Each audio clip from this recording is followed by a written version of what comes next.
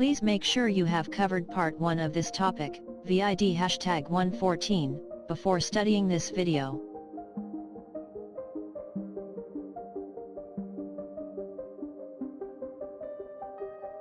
Graphs are a way of displaying data, which is normally difficult to understand. There are many types of graphs: line graphs, pie charts, bar charts, histograms, etc. Each types of graph is suited for that type of data.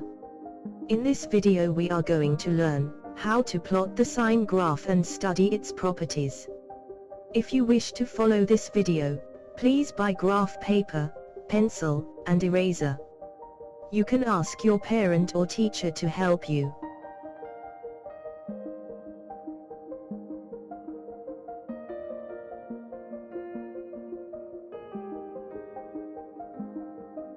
This is what the sine function looks like when written down. The angle theta is what we want to plot on the horizontal axis. The sine is the value we want to evaluate. Y is the output of the function, also called the result.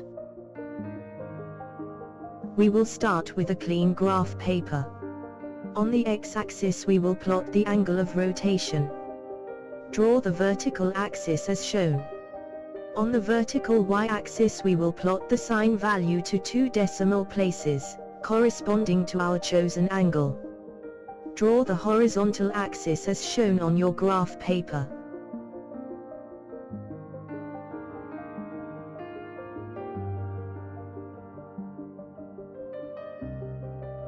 Let us work out the plotting parameters. These will tell us the size and resolution of our graph. Always do this before starting any new graph. First parameter is the x-range.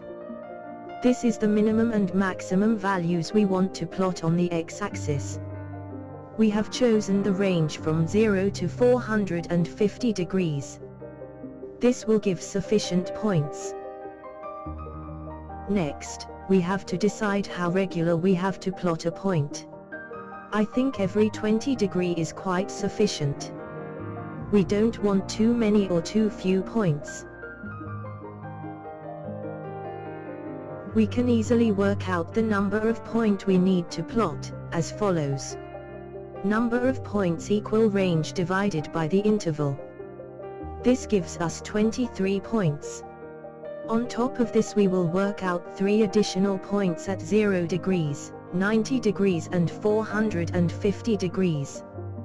This will give us 26 points to work out and plot. Next parameter is the y maximum value.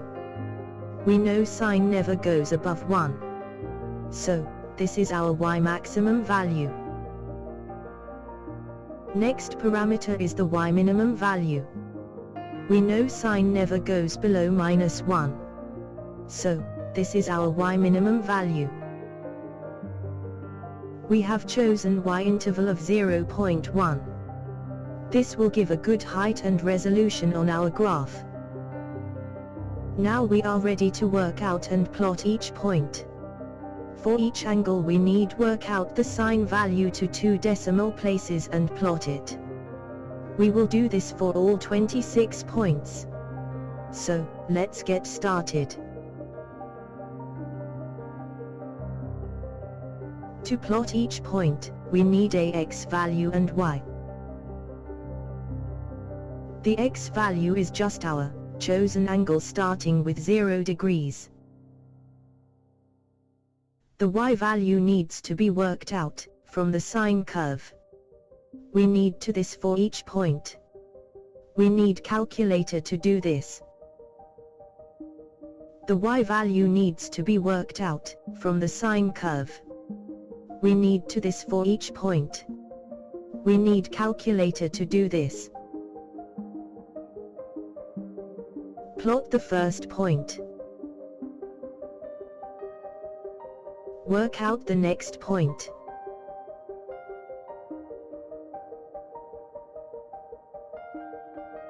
Now plot this point. Work out the next point.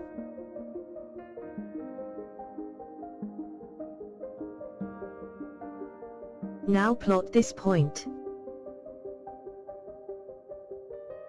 Work out the next point.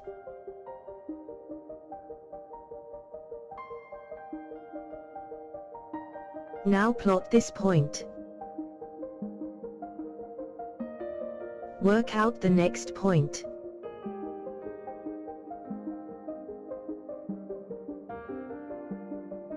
Now plot this point. Work out the next point.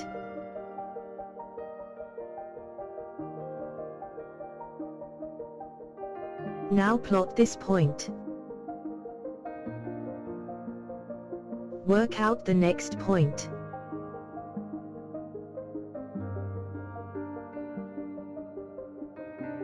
Now plot this point. Work out the next point.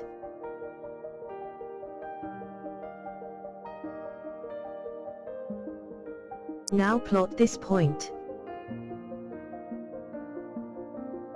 Work out the next point.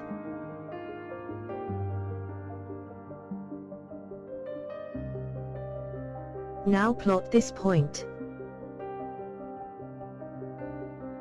Work out the next point.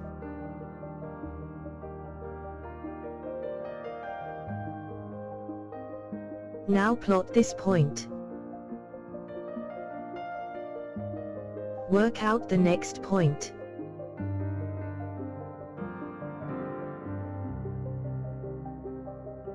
Now plot this point. Work out the next point.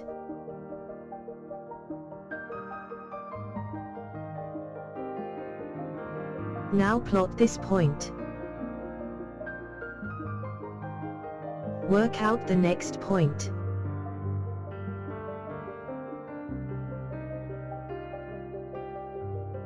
Now plot this point. Work out the next point.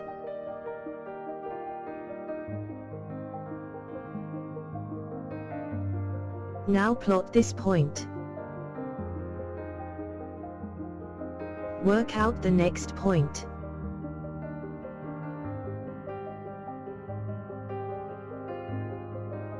Now plot this point. Work out the next point.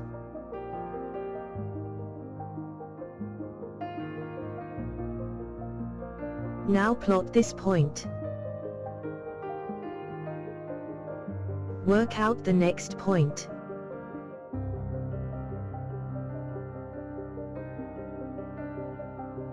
Now plot this point.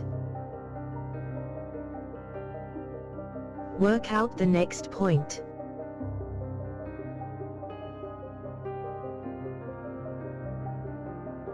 Now plot this point.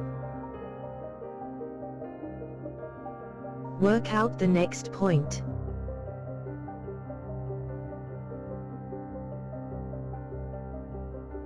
Now plot this point. Work out the next point.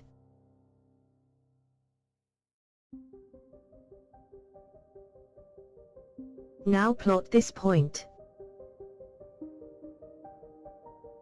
Work out the next point.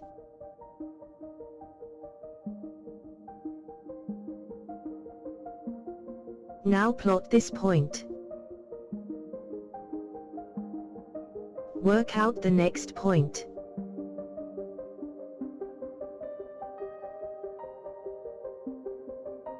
Now plot this point. Work out the next point.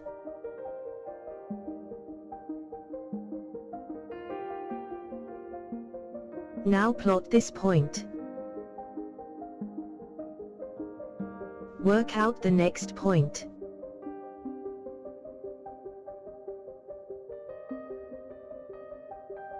Now plot this point. Work out the next point.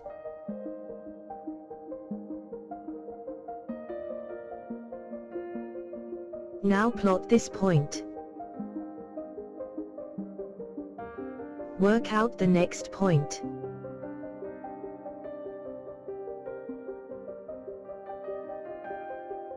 Now plot this point. We can clearly see the outline of the sine curve. We can further highlight it by joining the dots. After cleaning up the graph, we can clearly see the shape of the sine curve.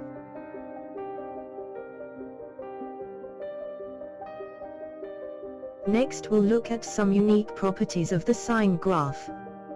The main thing we will notice is that there is symmetry and repeatability in the sine curve.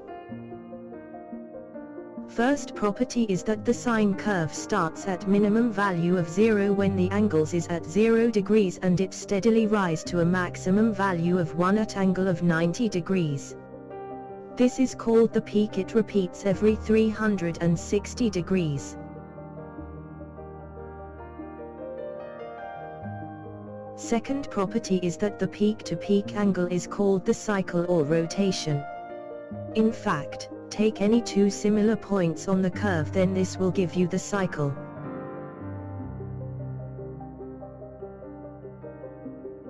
Third property is that the sine curve drops periodically to a minimum value. This first occurs at 270 degrees and thereafter it occurs every 360 degrees from the last minimum. Fourth property is that the rate of rise is same as the rate of fall.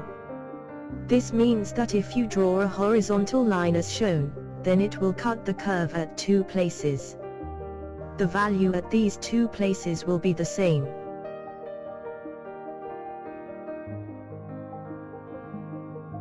Fifth property is that the sine cuts the zero line at 0, 180 degrees and thereafter every 180 degrees.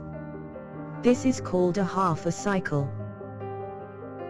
Sixth property is that if you work out the area of the top a half cycle of the sine, this happens to be the same as that of the bottom, a half cycle. This means that of over one cycle the upper half cancels out with the bottom half. In other words, the average value of a sine curve of one cycle is 0. We hope you have learned something from this video. Please tell at least 5 people about our work, so they can also benefit. Do visit our website, to see hundreds of free educational videos. This is the end of this lesson.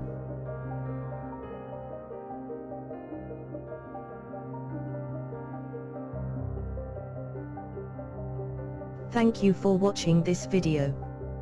We regularly bring out new videos, so don't miss out. Please subscribe to get these educational videos.